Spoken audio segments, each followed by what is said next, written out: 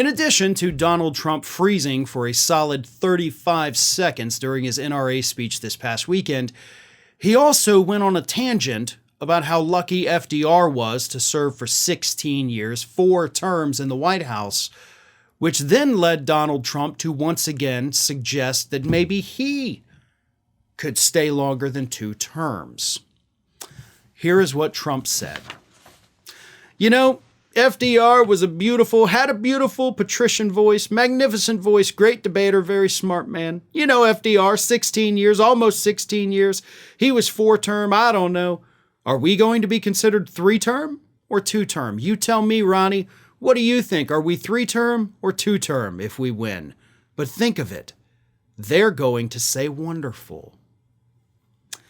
Now, Trump has mentioned, as I said, over the years, many, many times, that maybe he'll stay longer than 2 terms. Now, granted, in a recent interview with Time magazine, they asked if he would amend the Constitution to stay longer than 2 terms, and he was like, no, I'm totally not going to do that, which don't believe a word this man says. But here's the thing that I don't know that Trump understands this, right? When FDR was elected 4 different times, we did not have a constitutional amendment putting term limits in place for the President of the United States. The people who did serve 2 terms and then stepped down prior to that did so because it was tradition, because that's what George Washington did. George Washington could have run for a 3rd term. He chose not to, so that kind of set the precedent of like, okay, 2 terms and we'll be done. But it was never a law. Anyone prior to the passage of that constitutional amendment, just like FDR did, could have run for more terms. They just didn't. But after FDR, of course, they said, well, wait a minute, let's not do that. So they put the amendment in place, and we do now have constitutional term limits for the President of the United States. So Trump suggesting, are we 3-term? You can't be. Legally speaking, you cannot be that. But he keeps suggesting it.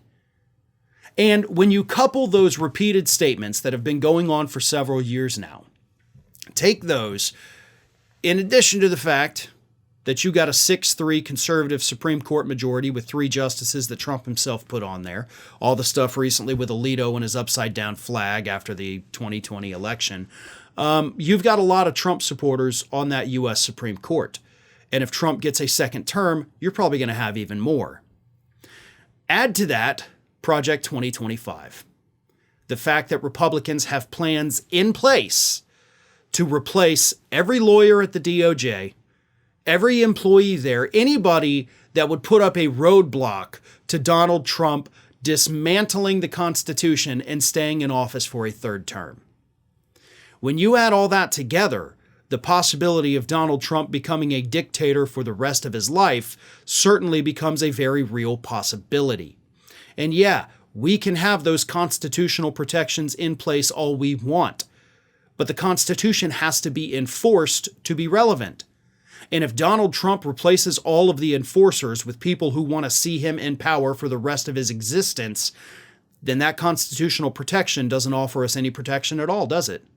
No. If the people interpreting it, the people we trust to protect it and enforce it, if they're in Trump's pocket, then that Constitution effectively does not exist. And that is why his threats to stay in office longer than 2 terms should be taken very seriously. Hey everybody, I don't know if you've noticed this, but we are closing in on a pretty major milestone here at Fair and Balanced as we approach 500,000 subscribers. But we're not there yet, and we definitely need your support. So if you're not already, please do subscribe to the channel, and don't forget, like and comment on the videos and share them as widely as possible.